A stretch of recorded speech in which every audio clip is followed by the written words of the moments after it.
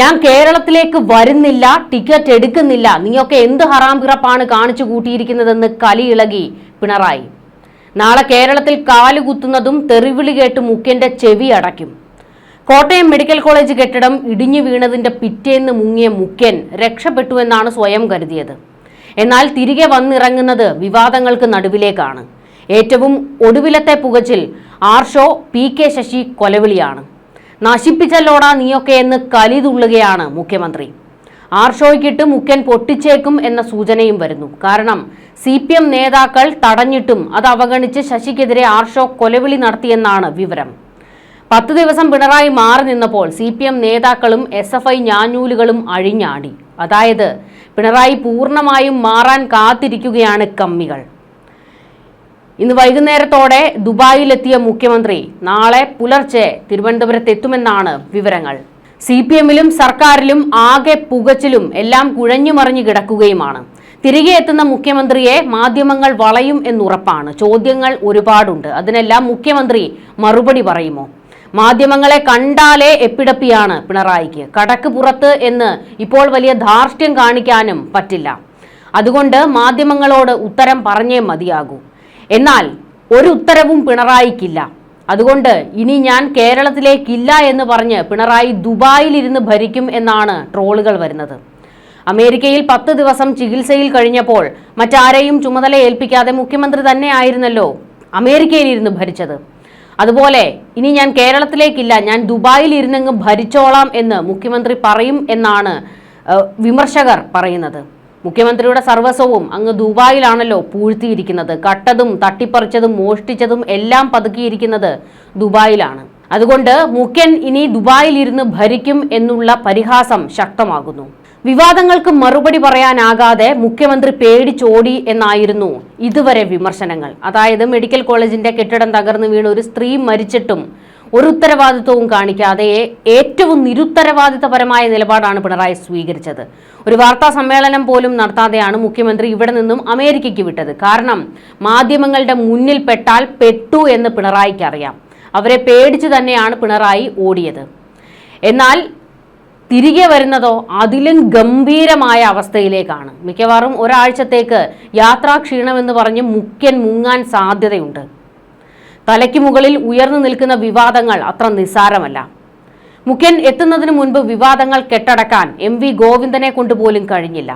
ഞാൻ തിരികെ എത്തുമ്പോൾ അണ്ണാക്കിലെ പിരിവെട്ടുന്ന ചോദ്യങ്ങൾ ഉണ്ടാകരുത് എന്ന് മുഖ്യമന്ത്രി നിർദ്ദേശിച്ചിരുന്നു. എന്നാൽ ഒന്നും ഫലം കണ്ടില്ല. സമസ്ത മുതൽ ഇങ്ങോട്ട് പാലക്കാട്ടെ CPMലെ കൊലവിളിക്ക് വരെ മുഖ്യമന്ത്രി മറുപടി പറയണം.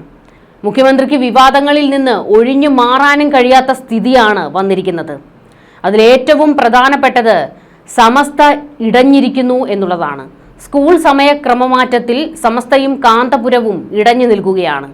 വിദ്യാഭ്യാസ മന്ത്രി ശിവൻകുട്ടി ഉറച്ച നിലപാടാണ് ഈ വിഷയങ്ങളിൽ എടുത്തിരിക്കുന്നത്.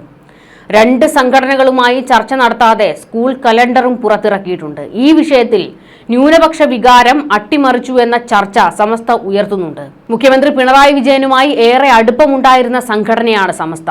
കാന്തപുരവും അങ്ങനെയായിരുന്നു. ഈ വിഷയത്തിൽ പിണറായി എടുക്കുന്ന പരസ്യ നിലപാട് നിർണായകമാണ്. സമസ്തക്കെതിരെ പൊട്ടിത്തെറിച്ചാണ് വിദ്യാഭ്യാസ മന്ത്രി V ശിവൻകുട്ടി സംസാരിച്ചത്.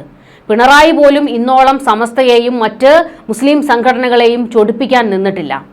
ജിഫ്രി മുത്തുക്കോയ തങ്ങളൊക്കെ കണ്ണുരുട്ടുമ്പോൾ അവിടെ നിന്ന് വിറയ്ക്കുന്ന ആളാണ് പിണറായി. അവരെ പ്രീണിപ്പിച്ച് നിർത്തുകയായിരുന്നു ഇതുവരെ. പിണറായിയെ ചൊടിപ്പിച്ചിട്ടുണ്ട് സമസ്തയെ പരിഹസിച്ച ശിവൻകുട്ടിയുടെ നിലപാട്. പിണറായിയുടെ അഭാവത്തിൽ മന്ത്രിമാർ നട്ടെല്ല് കാണിച്ചു തുടങ്ങിയെന്നായിരുന്നു സ്കൂൾ സമയമാറ്റ വിഷയത്തിൽ ശിവൻകുട്ടിയുടെ കട്ടായം നിലപാടിലൂടെ വെളിവായതെന്ന് സോഷ്യൽ മീഡിയ ചൂടൻ ചർച്ചയും നടത്തിയിരുന്നു. സ്കൂൾ സമയമാറ്റത്തിനെതിരെ സമരത്തിനിറങ്ങുന്ന സമസ്തക്കെതിരെ രൂക്ഷ വിമർശനം നടത്തിയായിരുന്നു ശിവൻകുട്ടി രംഗത്തേക്ക് വന്നത്. സമരം ജനാധിപത്യ വിരുദ്ധമാണെന്നും സർക്കാരിനെ ഭീഷണിപ്പെടുത്തുന്ന രീതിയാണ് സമസ്ത സ്വീകരിച്ചിരിക്കുന്നതെന്നും ശിവൻകുട്ടി ആഞ്ഞടിച്ചു. കോടതി പറഞ്ഞിട്ടാണ് സമയമാറ്റം. അതിനാൽ എതിർപ്പുണ്ടെങ്കിൽ കോടതിയെയാണ് സംഘടനകൾ സമീപിക്കേണ്ടത്.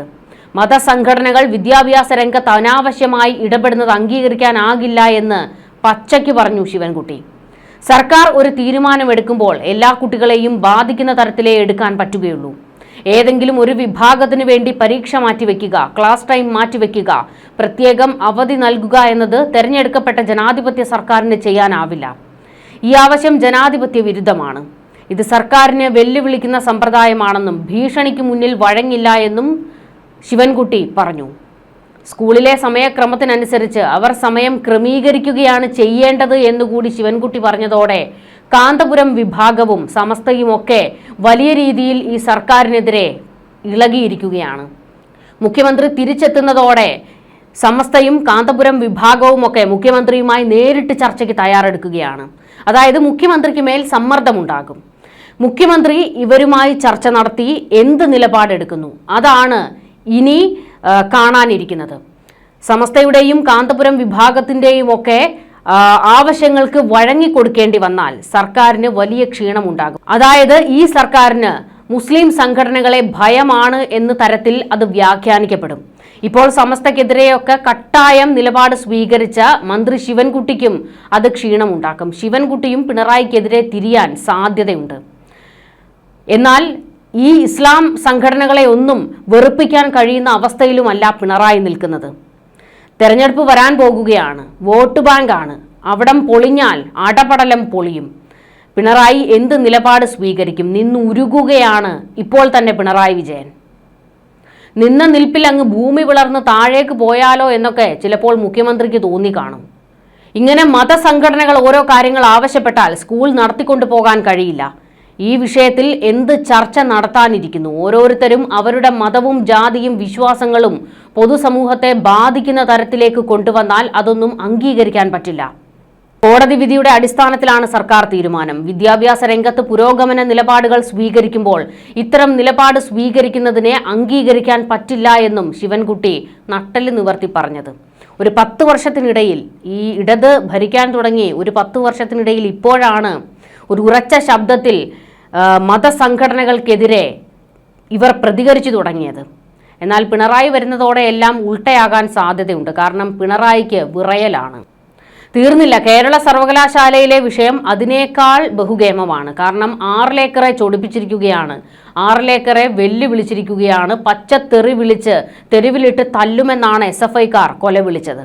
ഇനി 6 ഏക്കറിന്റെ കാല് പിടിക്കാൻ പോകണം. കാരണം അല്ലെങ്കിൽ മകൾക്കും മുഖ്യനും ഒക്കെ നേരെയുള്ള വാള് വീണ്ടും കേന്ദ്രമെടുത്ത് പ്രയോഗിക്കും. ഇതുകൂടാതെ സ്കൂളുകളിൽ കാൽ കഴുകൽ വിവാദമടക്കം ചൂട് പിടിച്ചു നിൽക്കുകയാണ്. ഇതിനൊപ്പം മറ്റൊന്നുകൂടി വന്നിട്ടുണ്ട്. കൂത്തുപറമ്പിലെ പഴയ വെടിവെപ്പിൽ പിണറായിയുടെ പ്രസംഗം കുത്തിപ്പൊക്കിയിട്ടുണ്ട്. സദാനന്ദൻ മാസ്റ്ററെ BJP രാജ്യസഭാ MP ആക്കുമ്പോഴാണ് ഈ വിവാദവും എത്തുന്നത്. കൂത്തുപറമ്പിലെ വെടിവെപ്പിൽ പ്രതിയായി പിന്നീട് കുറ്റവിമുക്തനായ റവാഡ ചന്ദ്രശേഖരനെ പോലീസ് മേധാവിയാക്കിയതിൽ ഇനി പിണറായി പറയുന്ന നിലപാടും നിർണായകമാണ്. അപ്പോൾ തലയ്ക്ക് മുകളിൽ ഒരുപാട് വാളാണ് പിണറായിക്ക് നേരെ നിൽക്കുന്നത്. ഇതുകൂടാതെയാണ് പാലക്കാട്ടെ CPMൽ PK ശശി വിരുദ്ധ വികാരം ശക്തമായിരിക്കുന്നത്. PK ശശിയെ KTDCയുടെ ചെയർമാൻ സ്ഥാനത്ത് നിന്നും മാറ്റണമെന്ന ആവശ്യം ശക്തമാകുന്നു. ശശി UDFിലേക്ക് പോകുമെന്ന ചർച്ചയാണ് പാലക്കാട്ടെ CPM ഇപ്പോൾ ഉയർത്തിവിട്ടിരിക്കുന്നത്. ശശിയെ ബ്രാഞ്ചിലേക്ക് തരം താഴ്ത്തിയിട്ടും KTDCയിലെ പദവിയിൽ നിന്നും മാറ്റിയിരുന്നില്ല. അതുകൊണ്ട് തന്നെ പാലക്കാട്ടെ പ്രശ്നത്തിൽ പിണറായി ആർക്കൊപ്പം നിൽക്കും എന്നതും ഏറ്റവും ചർച്ചയാകുന്ന വിഷയമാണ്. പിണറായിയുടെ വിശ്വസ്തനാണ് ശശിയെന്ന് എല്ലാവർക്കും അറിയാം. ഈ ശശിയെ മുൻ സംസ്ഥാന സെക്രട്ടറിയായ ആർഷോ കടന്നാക്രമിക്കുന്നതും കഴിഞ്ഞ ദിവസം ഉണ്ടായി. ശശിയെ പരസ്യമായി തള്ളിപ്പറഞ്ഞ ആർഷോയ്ക്ക് ഇനി എന്ത് സംഭവിക്കും എന്നുള്ള ചർച്ചയും ഉണ്ട്. ബിലാലുമാരുടെ ചെരുപ്പ് നക്കികൾ ഞങ്ങളുടെ നേരെ പോരിന് വന്നാൽ തച്ച് തകർക്കും, സൂക്ഷിച്ചോ തുടങ്ങിയ മുദ്രാവാക്യങ്ങളായിരുന്നു ശശിക്കെതിരെ ഉയർന്നത്. മണ്ണാർക്കാട് കവലയിലിട്ട് PK ശശിയെ തല്ലും എന്നൊക്കെയുള്ള കൊലവിളികൾ ഉയർന്നു വന്നിട്ടുണ്ട്. എരുതിയിൽ എണ്ണ ഒഴിക്കുന്നത് പോലെ PK ശശിക്കെതിരെ ആർഷോ രംഗത്തേക്ക് വന്നത്. പൊന്നുമോനെ അഷറഫെ, ഏതെങ്കിലും തമ്പുരാന്റെ വാക്ക് കേട്ട് മണ്ണാർക്കാട് അങ്ങാടിയിൽ ഇറങ്ങിയാൽ 2 കാലും കുത്തി നടക്കില്ല എന്നായിരുന്നു ആർഷോ പറഞ്ഞത്.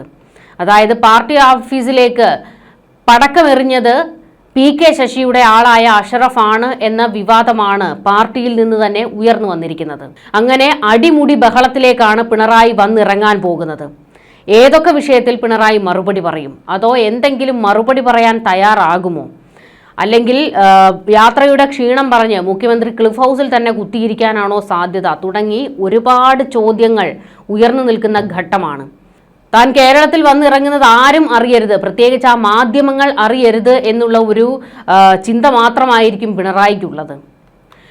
നിലമ്പൂരിൽ തോറ്റതു മുതൽ ഇങ്ങോട്ട് CPM-ന് വലിയ പ്രതിസന്ധികളാണ് മുന്നിൽ ഉയർന്നു നിൽക്കുന്നത്. സർക്കാരിനെതിരെ ഏറ്റവും വലിയ പ്രശ്നമായി ഉയർന്നു വന്നത് കോട്ടയം മെഡിക്കൽ കോളേജിലെ കെട്ടിടം തകർന്നു വീണതാണ്. ഇതിന് പിന്നാലെ എല്ലാവരെയും ഞെട്ടിച്ചുകൊണ്ട് മുഖ്യമന്ത്രി അപ്രതീക്ഷിതമായി അമേരിക്കയ്ക്ക് പറഞ്ഞത്. ചികിത്സാർത്ഥം എന്ന് പറഞ്ഞുവെങ്കിലും പെട്ടെന്നുള്ള യാത്രയുടെ കാരണം ആർക്കും ഇനിയും പിടികിട്ടിയിട്ടില്ല.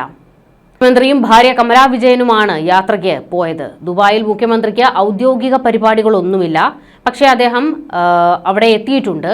US-ൽ മിന്നസോട്ടയിലെ മയോ ക്ലിനിക്കിലായിരുന്നു ചികിത്സ. ഇത് 4ാം തവണയാണ് മുഖ്യമന്ത്രി ചികിത്സയ്ക്കായി അമേരിക്കയിലേക്ക് പോകുന്നത്. നേരത്തെ നടത്തിയിരുന്ന ചികിത്സയുടെ തുടർച്ചയായുള്ള പരിശോധനകൾക്കായാണ് യാത്രയെന്ന് വ്യക്തമാക്കിയായിരുന്നു പോയത്. എന്ത് രോഗത്തിനാണ് ചികിത്സ എന്ന് സർക്കാരോ മുഖ്യമന്ത്രിയോ വ്യക്തമാക്കിയിട്ടില്ല. തീർത്തും രഹസ്യമായി സൂക്ഷിക്കുകയാണ് അദ്ദേഹത്തിൻ്റെ ആരോഗ്യത്തെ സംബന്ധിച്ച കാര്യങ്ങൾ. അതായത് പ്രത്യേകിച്ച് അദ്ദേഹത്തിന് ഈ അടുത്ത കാലത്തായിട്ട് നിരവധി ആരോഗ്യ പ്രശ്നങ്ങളൊക്കെ ഉണ്ടായിരുന്നു. എന്നാൽ അതൊന്നും മാധ്യമങ്ങൾക്ക് മുന്നിലേക്ക് എത്താതിരിക്കാനുള്ള എല്ലാ ശ്രമങ്ങളും ഉണ്ടായിരുന്നു. 2018 സെപ്റ്റംബറിലാണ് മുഖ്യമന്ത്രി ആദ്യമായി വിദേശ ചികിത്സയ്ക്ക് പോയത്. 2022 ജനുവരി 11 മുതൽ 26 വരെയും ഏപ്രിൽ അവസാനവും ചികിത്സയ്ക്കായി US-ലേക്ക് പോയിരുന്നു. 3/4 കോടിയോളം രൂപ പിണറായിക്കായി ഖജനാവിൽ നിന്നും ചെലവാക്കിയിട്ടുണ്ട്. ഇത് വലിയൊരു വിവാദമായി നിൽക്കുന്നുണ്ട്. വിദേശത്ത് എവിടെ പോയാലും പിണറായി ദുബായ് വഴി ഇറങ്ങും. പോകുമ്പോൾ ഒന്നെങ്കിൽ ദുബായിൽ ഇറങ്ങും, അല്ലെങ്കിൽ തിരികെ വരുമ്പോൾ ദുബായിൽ ഇറങ്ങും. അത് വിദേശത്ത് ഏത് രാജ്യത്തേക്ക് പോയാലും പിണറായിയുടെ നിലപാട് ഇത് തന്നെയാണ്. മുഖ്യമന്ത്രി ഇങ്ങനെ ദുബായിൽ അടിക്കടി പോകുന്നതിനെതിരെ വലിയ വിമർശനങ്ങൾ വന്നിട്ടുണ്ട്. കാരണം മുഖ്യമന്ത്രി തൻ്റെ സമ്പാദ്യങ്ങളെല്ലാം കേരളം പറ്റിച്ചുണ്ടാക്കിയ സമ്പാദ്യം മുഴുവൻ കൊണ്ട് പതുക്കിയിരിക്കുന്നത് ദുബായിലാണ് എന്നുള്ളൊരു വിമർശനമുണ്ട്. ഇത്തവണയും ആ വിമർശനങ്ങൾ സോഷ്യൽ മീഡിയയിൽ പലയിടത്തായി ഉയർന്നു വരുന്നുമുണ്ട്. ഏതായാലും കേരളത്തിൽ കാലുകുത്തുന്ന പിണറായിക്ക് കണ്ടക